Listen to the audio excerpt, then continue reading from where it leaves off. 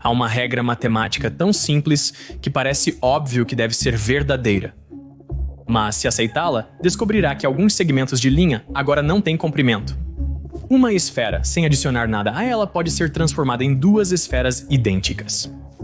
Mais de um século de matemática foi construído sobre esse axioma. Parece intuitivo e funciona, mas também cria paradoxos ridículos. Então está correto? Tudo começa com a questão da escolha. Tente isso. Escolha um número. Posso simplesmente pensar em um número aleatório, como 37 ou 42. Mas isso é o cérebro humano em ação, não um processo matemático. Em matemática, não é possível escolher aleatoriamente, pois as fórmulas sempre produzem o mesmo resultado. É por isso que os computadores não têm verdadeiros geradores de números aleatórios. Em vez disso, eles geralmente executam um algoritmo no seu horário atual para gerar números que parecem aleatórios. Se não podemos escolher aleatoriamente, como selecionamos algo em matemática? A única maneira é seguir algum tipo de regra. Uma regra poderia ser: sempre escolha a menor opção. Considerando números inteiros positivos, o menor é 1. Para números primos, seria 2. Fácil. Mas e quanto aos números reais? Isso é qualquer número positivo, negativo, inteiro, fração, até irracional, como π ou a raiz quadrada de 2. Agora selecione o menor. É impossível. Os números reais se estendem ao infinito negativo. Mesmo que tentemos corrigir nossa regra tornando-a super específica, como escolher o menor número depois de 1, ainda ficamos presos. Há 1.01, depois 1.0001, depois 1.000001 e assim por diante. Então, realmente, que número vem depois do 1? Se não especificarmos a ordem dos números reais, como próximo, anterior, primeiro e último, ficaremos estagnados. A parte ridícula é que sabemos que temos opções infinitas, mas apesar disso, não conseguimos descobrir como escolher apenas uma. A missão para resolver isso começou com um homem em 1870. Ele assumiu a tarefa de ordenar definitivamente os números reais, mesmo que isso o matasse. E quase o fez. Georg Cantor era um talentoso matemático alemão que se encontrou no centro de uma tempestade após publicar um de seus primeiros trabalhos aos 29 anos. Por séculos, nossa compreensão do infinito foi muito influenciada pelo livro de Galileu de 1638. Isso levantou uma questão-chave. Existem mais números naturais ou existem mais números quadrados? Os números quadrados são mais espaçados e ficam cada vez mais escassos à medida que aumentam. Então, aparentemente, existem menos quadrados do que números naturais. Mas Galileu percebeu que ele poderia traçar uma linha correspondendo cada número natural com seu próprio quadrado. E como ele poderia fazer essa correspondência 1 para 1, então ele sabia que os dois conjuntos deveriam ter o mesmo tamanho. De fato, a quantidade de números quadrados é igual à de números naturais. A partir deste resultado contra-intuitivo, Galileu concluiu que frases como mais que ou menos que não se aplicam ao infinito da maneira como normalmente as usamos. É tudo apenas um grande conceito de eternidade. Essa visão prevaleceu por séculos e ainda é como muitos entendem o infinito hoje. Mas 200 anos depois, Cantor não estava satisfeito. Em 1874, ele se perguntou: e se houvesse dois conjuntos infinitos que não se mapeassem perfeitamente um ao outro? Eles seriam infinitos diferentes? Então ele se propôs a comparar os números naturais e os números reais entre 0 e 1. Cantor assumiu inicialmente que ele poderia mapear perfeitamente esses conjuntos um para o outro. Então ele imaginou escrever uma lista infinita com um número natural de um lado e um número real entre 0 e 1 do outro. Como não existe um número real menor, ele simplesmente os escreveria em qualquer ordem. Supondo que ele agora tem uma lista infinita completa, Cantor escreve outro número real. E para fazer isso, ele pega o primeiro dígito do primeiro número e adiciona 1. Depois, o segundo dígito do segundo número é incrementado em 1. Ele continua fazendo isso até o final da lista. Se o dígito for um 8 ou um 9, Ele subtrai 1 em vez de adicionar, para evitar duplicatas, e no final deste processo ele anotou um número real entre 0 e 1, mas esse número não aparece em lugar nenhum na sua lista. É diferente do primeiro número no primeiro decimal, diferente do segundo número no segundo decimal, e assim por diante. Ele tem que ser diferente de todos os números da lista por pelo menos um dígito, o dígito na diagonal. Por isso é chamado de prova da diagonalização de Cantor. E isso mostra que deve haver mais números reais entre 0 e 1 do que números naturais se estendendo até o infinito. Cantor revelou algo notável. O infinito não vem em apenas um tamanho. Alguns infinitos, como o conjunto de números quadrados, inteiros ou racionais, podem ser emparelhados com os números naturais. Você literalmente pode contá-los. Cantor chamou os números 1, 2, 3 e assim por diante de infinitos contáveis. Existem infinitos maiores. Cantor os chamou de incontáveis. Conjuntos infinitos, como os números reais e complexos, não podem ser colocados em correspondência 1 a 1 com os números naturais. Os resultados de Cantor chocaram os matemáticos. Afinal, como algo que continua para sempre pode ser maior do que algo que também continua para sempre? Seu trabalho foi rotulado como um horror e uma grave doença, mas Cantor não se desencorajou. Seu sucesso apenas o incentivou a perseguir seu objetivo ainda mais grandioso, mostrar que até mesmo conjuntos infinitos incontáveis poderiam ser colocados em uma ordem definitiva, o que Cantor chamou de uma boa ordem. Para um conjunto ser bem ordenado, ele exigia 2 condições. Primeiro, o conjunto deve ter um ponto de partida claro. E segundo, todo subconjunto, uma coleção de itens desse conjunto, também deve ter um ponto de partida claro. Os números naturais são bem ordenados. Há um ponto de partida 1, e qualquer subconjunto, digamos 6, 7, 8, também tem um ponto de partida claro, neste caso 6. Você sempre sabe qual número vem antes e qual vem depois. Mas e quanto aos números inteiros? Os números inteiros se estendem infinitamente em direções positiva e negativa. Cantor percebeu que poderia escolher 0 como ponto de partida, e a partir daí, sua ordenação foi 1, menos 1, 2, menos 2, classificando os números inteiros pelo seu valor absoluto, sua distância de 0. Não importa a ordem dos pontos positivos e negativos, desde que haja consistência. Ordená-los desta forma permite mapear os números inteiros para os naturais e ver que ambos os conjuntos têm o mesmo tamanho.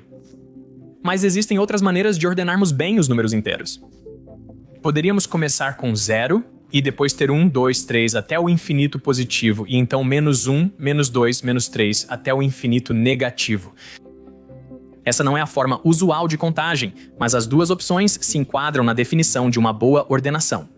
Há um ponto de partida claro, 0, e todos os seus subconjuntos também têm um ponto inicial definido.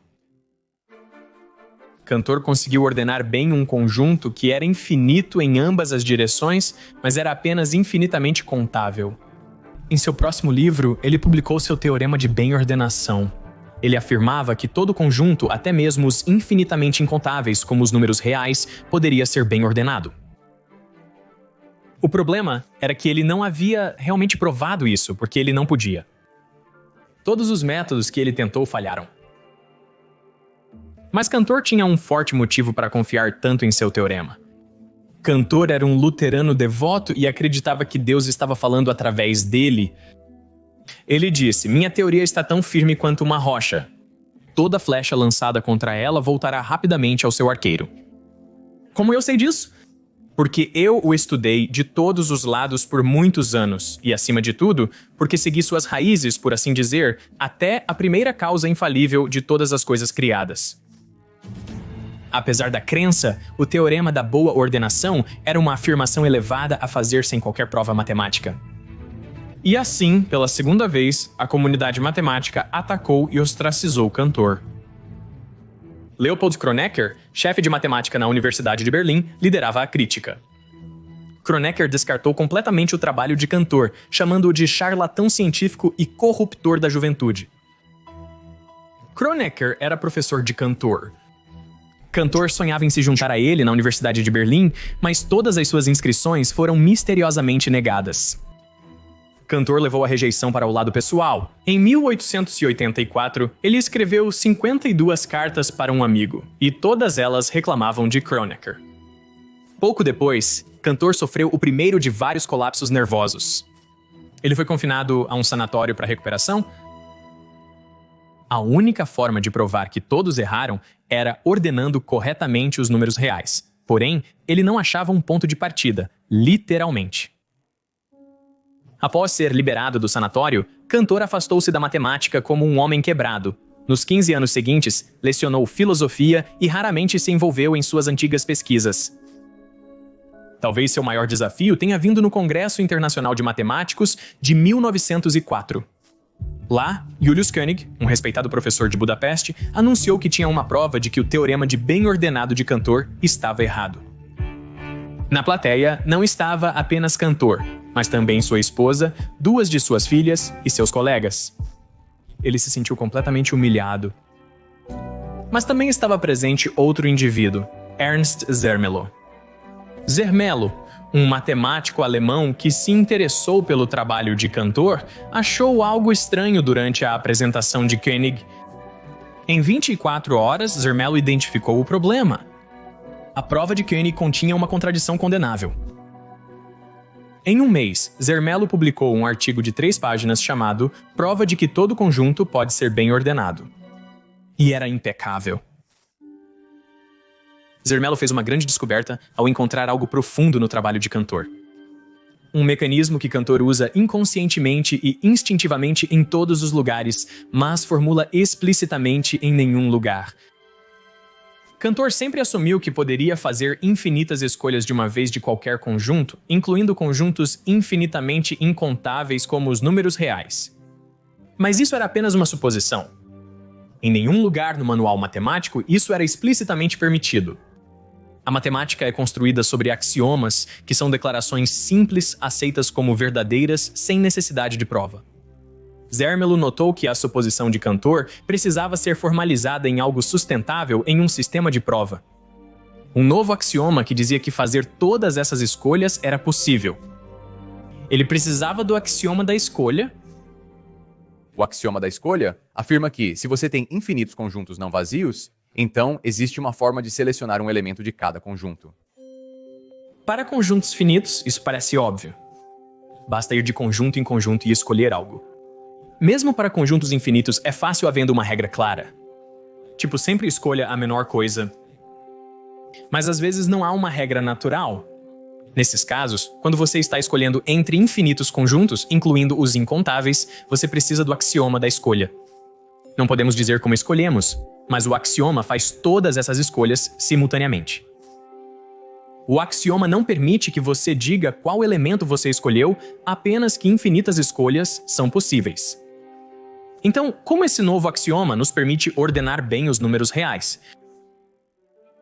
Zermelo usa o axioma da escolha para escolher um número do conjunto de todos os números reais. Ele coloca esse número, chamado de x1, em um novo conjunto R. O axioma permite que ele escolha outro número do subconjunto de todos os reais, exceto o que foi retirado. Ele chama esse número de x2 e o coloca como o próximo número em seu conjunto. Ele continua pegando o número escolhido e colocando-o em sequência. x3, x4, x5.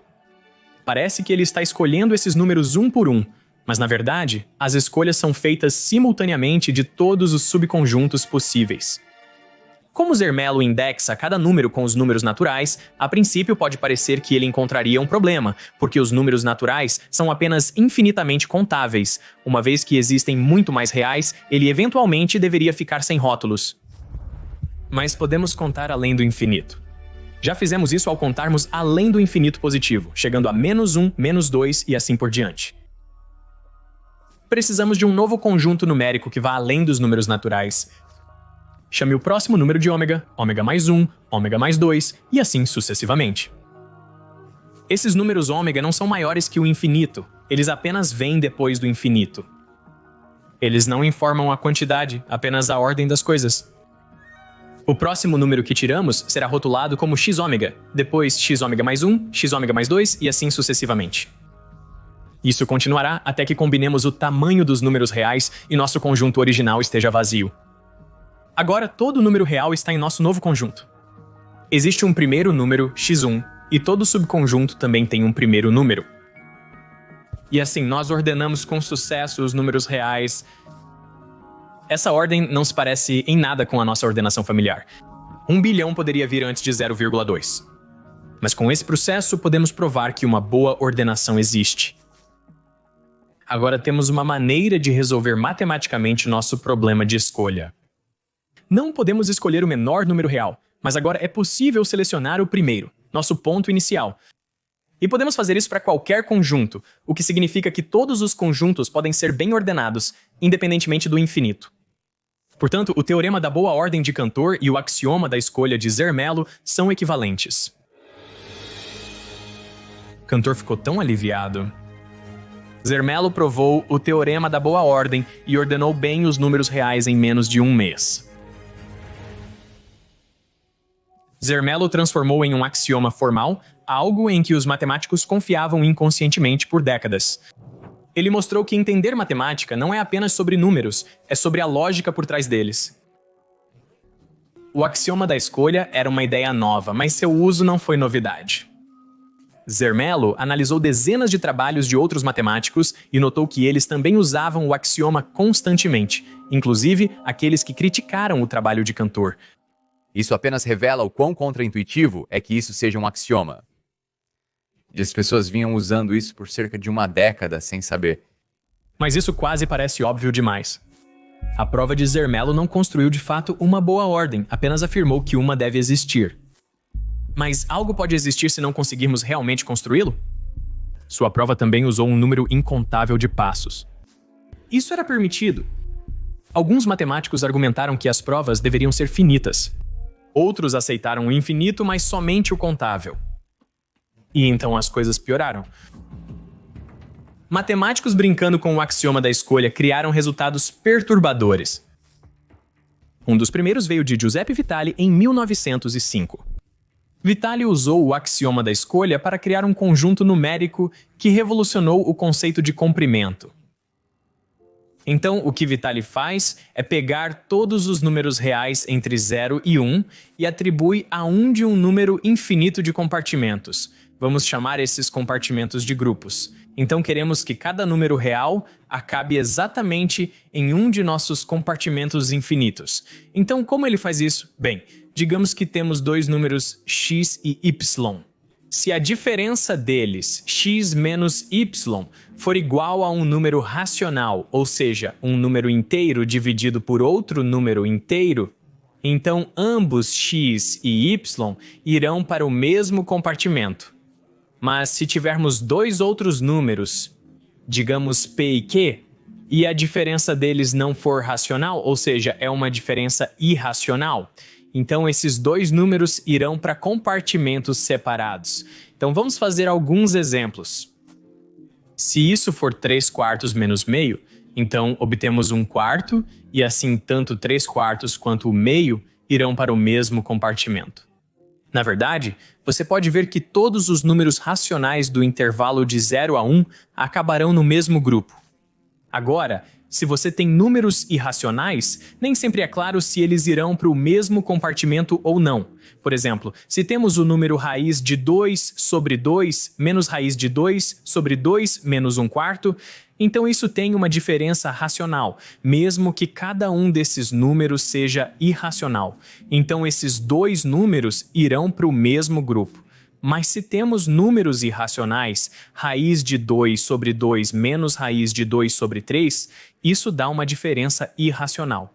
Então a raiz de 2 sobre 3 terá que ir para um compartimento diferente e será acompanhada por todos os números dos quais ela tem uma diferença racional. Dessa forma, você pode atribuir cada número real a exatamente um desses compartimentos. Em seguida, Vitali usou o axioma da escolha para alcançar cada grupo e selecionar exatamente um número que seria um representante do grupo. Poderíamos retirar 3/4 do grupo racional, raiz de 2 sobre 2 deste grupo, raiz de 2 sobre 3 daquele grupo, e assim por diante. Estamos usando o axioma da escolha, então não sabemos exatamente qual é o número representante, apenas que temos um. Então poderíamos escrever assim: temos esses representantes de cada grupo e juntos eles formam o conjunto de Vitali. Imagine este conjunto como uma coleção de pontos entre 0 e 1. Em seguida, Vitali faz cópias infinitas de seu conjunto. Ele desloca cada um por um número racional diferente entre -1 e +1. Então, se você pensar sobre o que isso faz, vai mover cada número representativo para a posição de todos os outros números em seu grupo. Se tivéssemos apenas o número racional que escolhemos como representante do grupo racional, agora vamos deslocá-lo por todos os possíveis números racionais entre -1 e +1, então ele vai acabar em todas as outras posições ocupadas pelos outros membros de seu grupo, pelo menos no intervalo entre 0 e 1. Então, se você imaginar agora a fusão de todos esses conjuntos infinitos, não haverá sobreposição entre os pontos e, em segundo lugar, teremos todos os números reais entre 0 e 1, porque nesse intervalo temos todos os membros de cada grupo. Então agora a questão é, qual é o tamanho do conjunto de Vitali? Sabemos que a união desses conjuntos deve ser maior ou igual a 1, porque temos todos os números reais entre 0 e 1, mas esses pontos só se estendem até o negativo 1 ou positivo 2, então o total deve ser menor ou igual a 3. É aqui que surge o problema, porque que número, como o tamanho do conjunto de Vitali, você poderia somar a si mesmo infinitamente muitas vezes e ainda acabar com um valor entre 1 e 3? Não existe um número assim. Isto é, se o tamanho do conjunto itálico for 0, somá-lo infinitas vezes ainda resultaria em 0. Se o tamanho do conjunto de Vitali for um pequeno valor positivo, somá-lo infinitas vezes resultará em infinito, não 3. Então temos uma contradição. E a única saída é se o próprio conjunto de Vitali for imensurável, o que parece loucura. Conjuntos não mensuráveis, como o conjunto de Vitali, não possuem uma definição consistente de tamanho, comprimento, área ou probabilidade. A matemática é construída sobre a ideia de que tudo pode ser quantificado, como distância, tempo ou peso. Exceto que agora existem conjuntos não mensuráveis e parece que o axioma da escolha é o culpado. Esse foi apenas o início da agitação causada pelo axioma. Em 1924, os matemáticos Stefan Banach e Alfred Tarski usaram isso para mostrar algo que parece truque de mágica. Eles demonstraram que uma bola sólida poderia ser dividida em apenas 5 partes. E então, ao girar e mover cuidadosamente essas peças, você poderia remontá-las em 2 bolas, cada uma idêntica à que começamos. E você poderia continuar até que, eventualmente, tivesse um número infinito de bolas. Infinito, tudo a partir de 1. Isso parece absurdo, mas podemos realmente ver como funciona construindo um gráfico. Imagine que você pode se mover em 4 direções: para cima, para baixo, para a esquerda e para a direita. Após um passo, digamos para a esquerda, você tem as mesmas 4 opções novamente. Mas se você for para a direita, acabará voltando para onde começou. Então a única regra que vamos ter é que você não pode imediatamente reverter um movimento e vamos continuar repetindo isso a cada passo, desenhando cada nova linha com metade do tamanho da anterior para que tudo caiba na tela. Se continuarmos, teremos um gráfico de ramificação infinita. Olhando para o nosso gráfico, podemos dividi-lo em 5 seções. Há a seção do meio onde começamos, e então há outras 4 seções que são todas idênticas, apenas rotacionadas. Então, se pegarmos esta seção à esquerda e movermos tudo um passo para a direita, a parte de cima acaba aqui, a parte de baixo aqui e a parte mais à esquerda aqui. Então quase recriamos o gráfico inteiro. A única coisa faltando é esta seção, então vamos adicioná-la novamente. Mas poderíamos ter feito o mesmo de forma diferente, movendo a seção inferior um passo acima. Agora, a parte mais à esquerda acaba aqui, a direita aqui e a inferior aqui. Estamos faltando apenas uma seção novamente, então vamos adicioná-la de volta. Isso significa que posso recriar o gráfico original inteiro de 2 maneiras totalmente distintas. Dividimos um gráfico em seções, deslocamos as seções da esquerda para a direita e de baixo para cima e acabamos com 2 cópias idênticas. Banach e Tarski fizeram exatamente isso, mas com uma bola. Como no nosso gráfico, temos 4 movimentos novamente. Podemos girar a bola para cima, baixo, esquerda ou direita.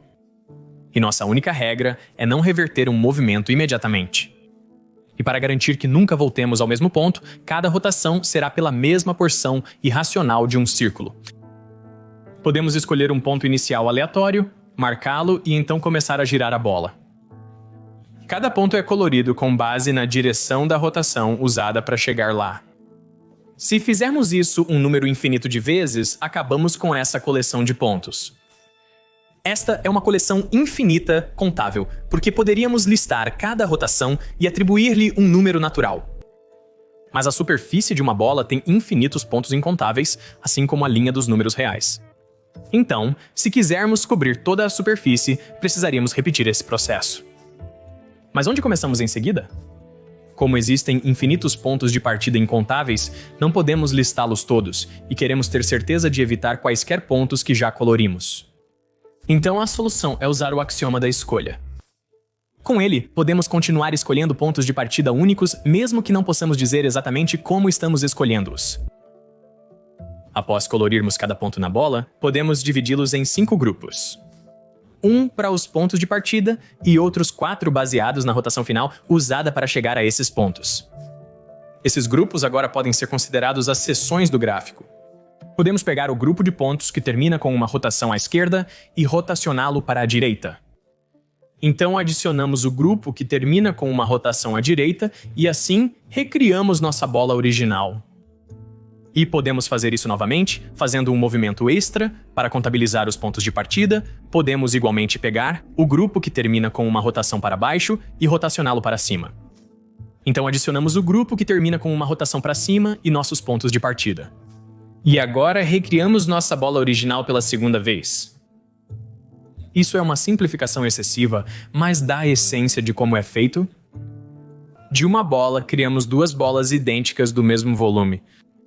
E nada nos impede de repetir isso. 2 bolas podem virar 4, 4 viram 8, e logo você terá bolas infinitas. O axioma da escolha é tão obviamente verdadeiro, mas suas consequências são tão falsas, que você fica confuso sobre o que está acontecendo. Essa duplicação infinita é teoricamente possível, mas o problema é que os grupos em que dividimos a bola não são formas simples. Eles são, na realidade, não mensuráveis, como o conjunto de Vitali. Embora a bola original tenha um volume e as bolas duplicadas tenham um volume, o passo intermediário viola nosso entendimento de tamanho. É isso que permite que o paradoxo aconteça.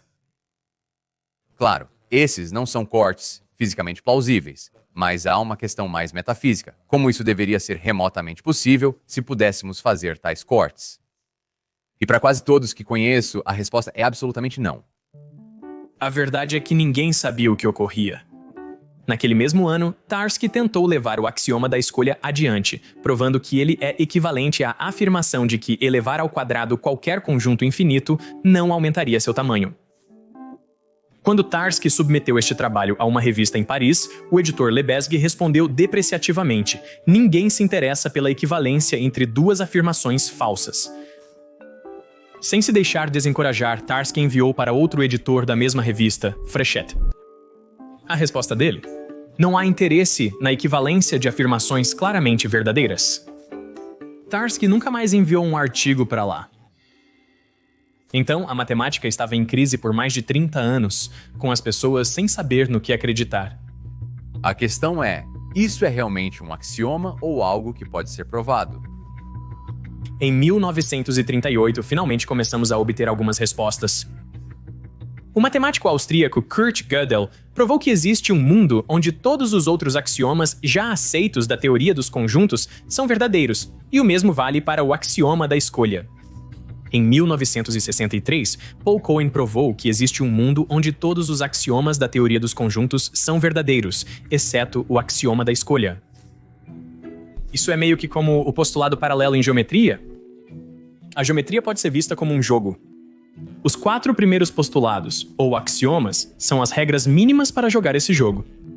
E então o 5º axioma seleciona o universo em que você quer jogar.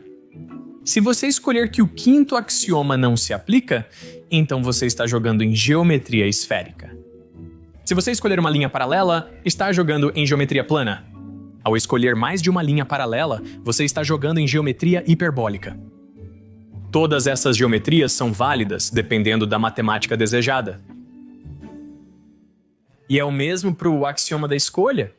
O axioma da escolha não pode ser provado nem refutado a partir dos outros axiomas. Portanto, se os demais axiomas forem consistentes, adicionar a escolha não resultará em contradição. Paul Cohen recebeu a medalha Fields 3 anos depois por seu resultado inovador e outros trabalhos na teoria dos conjuntos. Após o trabalho de Gödel e Cohen, a maioria dos debates sobre o axioma da escolha reduziu. No final, o que está acontecendo é que cabe a você decidir se quer escolher o axioma da escolha para fazer parte do seu sistema ou não, e enfrentar as consequências de tê-lo ou não tê-lo. Apesar dos resultados contraintuitivos do axioma da escolha, como conjuntos não mensuráveis e duplicação infinita, ele é extremamente útil. A escolha permite que matemáticos usem argumentos concisos no lugar de longas provas explícitas. Em provas no caso finito, muitas podem ser estendidas para o caso infinito em apenas uma linha. Isso reduz provas que poderiam ter 20 páginas para apenas meia página. O axioma da escolha não só facilita a matemática, como é essencial para algumas provas. Existem muitos teoremas onde o caso geral não pode ser provado sem usar a escolha em algum lugar. Agora, alguns matemáticos ainda preferem provas sem escolha. Mesmo sendo mais difícil, a prova deve ser detalhada e passo a passo para generalizar para casos infinitos, fornecendo informações adicionais. Alguns matemáticos passam seu tempo estudando universos sem o axioma da escolha para entender o que acontece quando o removemos. Mas hoje, o axioma da escolha é quase universalmente aceito. Nos últimos 80 e poucos anos, gerações de matemáticos foram ensinadas com a escolha como um dado, ao ponto de muitos que usam o axioma da escolha talvez nem percebam quando estão fazendo isso. Sem o axioma da escolha é como trabalhar com as mãos amarradas atrás das costas. É extremamente difícil progredir na matemática moderna. Então a questão nunca foi realmente se o axioma da escolha está correto, mas sim se o axioma da escolha é adequado para o que você quer fazer.